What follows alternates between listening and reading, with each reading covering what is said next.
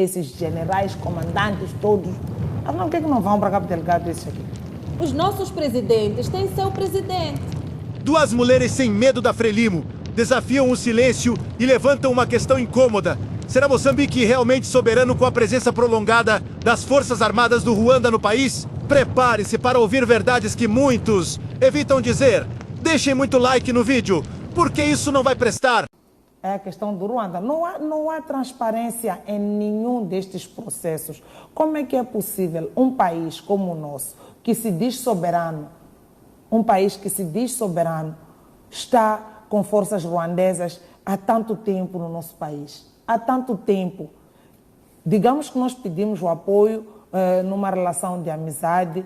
Ruanda mesmo não tem mais nenhum problema para resolver no país deles, que resolveram vir se instalar aqui para resolver os nossos problemas. E se nós chamamos... Eu penso assim, quando éramos crianças, quando lutávamos na rua, depois, quando eu não conseguia, chamava a Telma para vir me apoiar. Porque eu sabia, eu não ia chamar uma pessoa mais fraca que eu.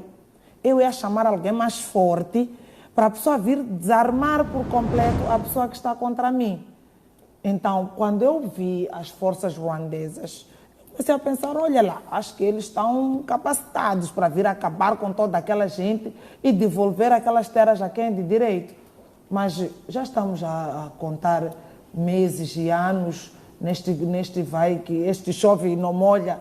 Será que é a altura de criarmos amizade com outro país mais forte que o Ruanda? Porque o Ruanda já está nos a provar que não tem capacidade para resolver este problema.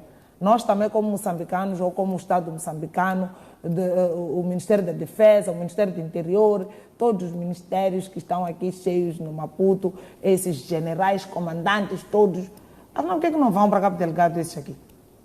Irem lutar lá, irem acabar com... Fica uma coisa estranha. Eu estava a conversar com um jovem que ele estava a trabalhar em Cabo Delgado e ele dizia que onde nós estávamos era seguro.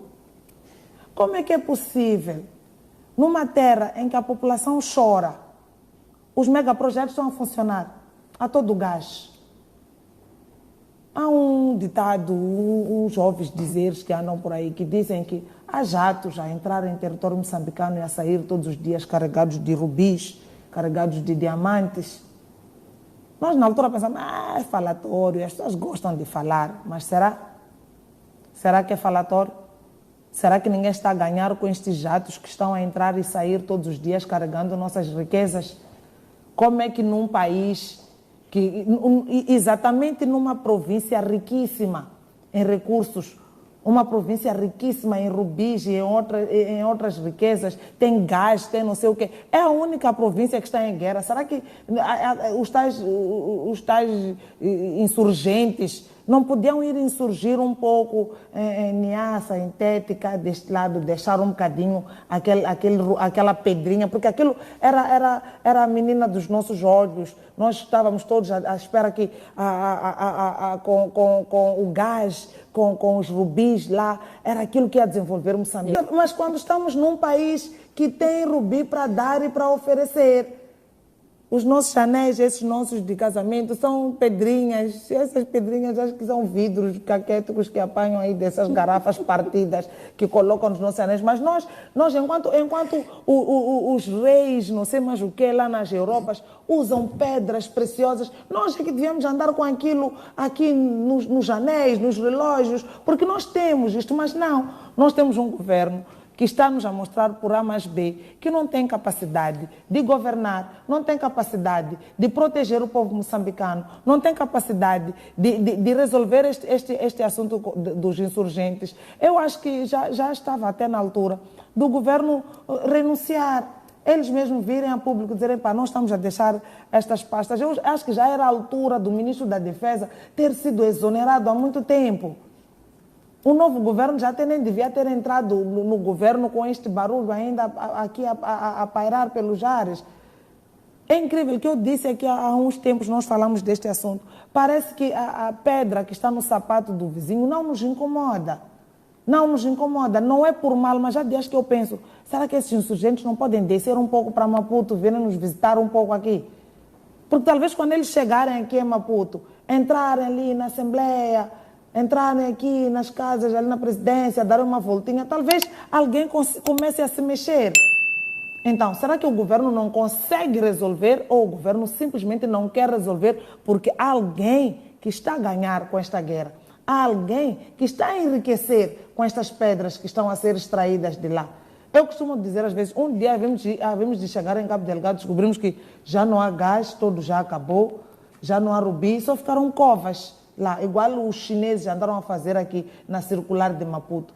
Ficaram a cavar aí para tirar areia, para fazer. É verdade que é uma mais-valia para nós, mas eu acredito que havia meios mais sustentáveis de fazer aquilo. Há areieiros em zonas menos habitáveis do que a gente. Há covas em toda a circular, que daqui a mais um tempo vamos começar a chorar por causa daquilo. Por que que os nossos projetos não são pensados a longo prazo? Fazer lembrar como é que se fundam os estados. Pequenas famílias decidem que não estão mais em segurança e começam a se unir para se proteger umas às outras. E vão se unindo mais grupos étnicos, mais grupos étnicos. Se nós remontarmos para os grandes impérios, lembram-se, até muralhas eles criam à volta de si e constituem exércitos para se manterem soberanos. E nós entregamos, já falamos aqui muitas vezes, que como cidadãos, nós, ao aceitar viver em comunidade, nós delegamos o nosso poder para certas pessoas, acreditando que elas nos podem, em primeiro lugar, nos proteger. É a segurança e a confiança em ser protegido que nos faz nós nos juntarmos num Estado. Em primeiro lugar, não é comida, não é emprego, é em primeiro lugar a segurança. O que dizer, então, se é a segurança que torna os estados? O que dizer quando nós vivemos num estado que não consegue garantir o elemento número 1 que nos faz ser Moçambique? Essa é a primeira questão que nós temos que refletir. Primeira questão, não faz mal em buscar ajuda. Todos os estados, pequenos ou não, sempre tiveram aliados. Quando vem uma força inimiga muito forte, sempre foi ilegítimo, tem sempre alguém, ou fumaça, seus truques de comunicação para chamar ajuda. Mas o que nós estamos a ver em relação a Ruanda é que dá a impressão de que não é alguém que vem reforçar, mas é alguém que vem substituir. É isto que nós não podemos aceitar. Como um Estado soberano, nós não podemos relegar a responsabilidade de defender a nossa soberania a um outro Estado. E faz vergonha quando eu tenho que pensar que estou num país com mais de 30 milhões de habitantes e preciso de ajuda de um país que até ontem era igual a mim, com 17 milhões, 13,7 milhões de habitantes. O que é que este país tem que eu não possa ter? Não sei se percebe onde eu quero chegar.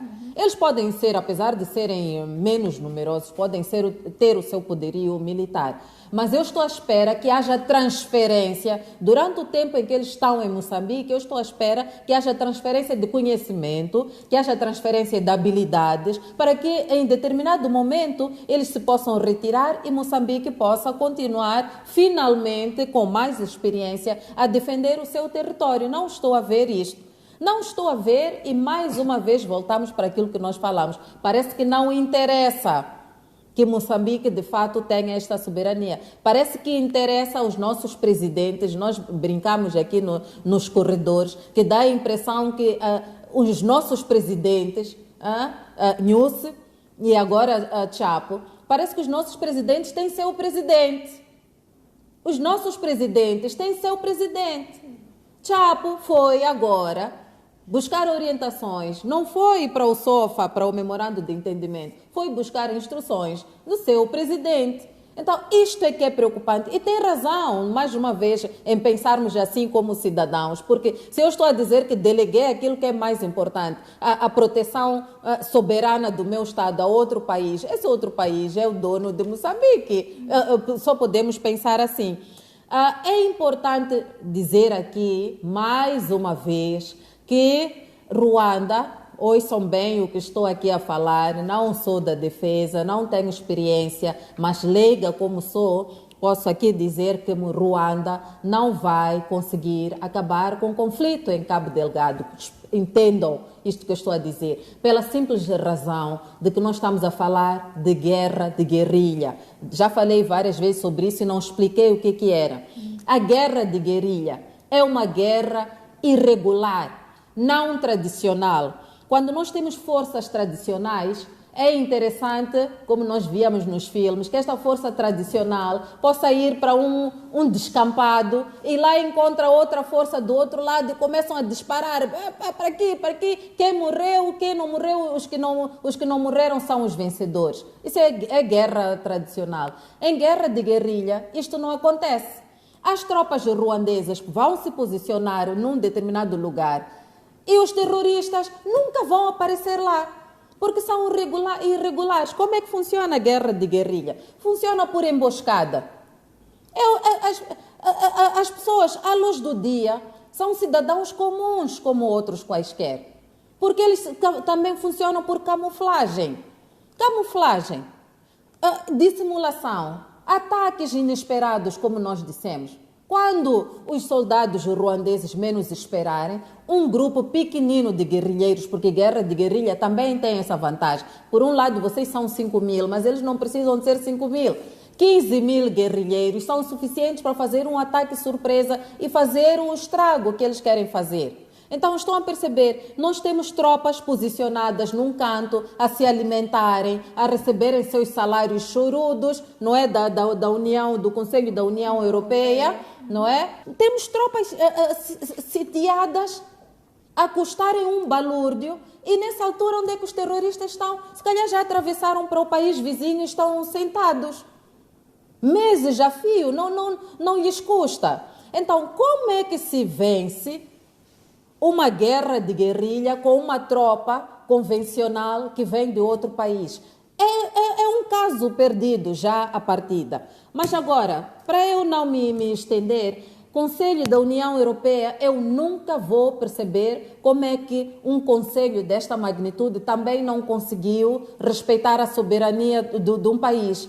É este conselho, ao ter dado recursos para Ruanda, em vez de ter dado recursos para Moçambique, porque dando recursos para Moçambique, poderia garantir que Moçambique pudesse ir buscar apoio onde bem quisesse, na SADC. Eu não tenho dúvida de que este apoio que Ruanda recebeu há de ter estado na origem de SADC e os outros que nos querem ajudar terem de fato lavado as mãos. Há um que está a receber recursos. Nós estamos aqui com vontade de ajudar. Parece que o recado é claro. Então fiquem lá vocês com aquele que recebeu dinheiro para vos ajudar. Então, isto aqui é preocupante e eu quero deixar esse recado para o Conselho da União Europeia, que estão a tornar-nos, também têm responsabilidade, são também vocês, que nos estão a tornar mendigos, pedintes de Ruanda, porque se nós sabemos que o recurso está em Ruanda, nós temos que, de tempos em tempos, ir prestar vassalagem a Ruanda, para que Ruanda continue, sabe-se lá em troca, não há ter sido em troca apenas de 20 milhões de euros que recebeu em 2024, também está a ter contrapartidas que nós, mais uma vez, vamos um dia saber quais são. A voz destas mulheres representam a dúvida de muitos moçambicanos. Somos donos do nosso país ou estamos a entregar a nossa soberania para o Ruanda? Deixe a sua opinião nos comentários. Inscreva-se no canal e acompanhe mais debates que a Frelimo não quer que você escute.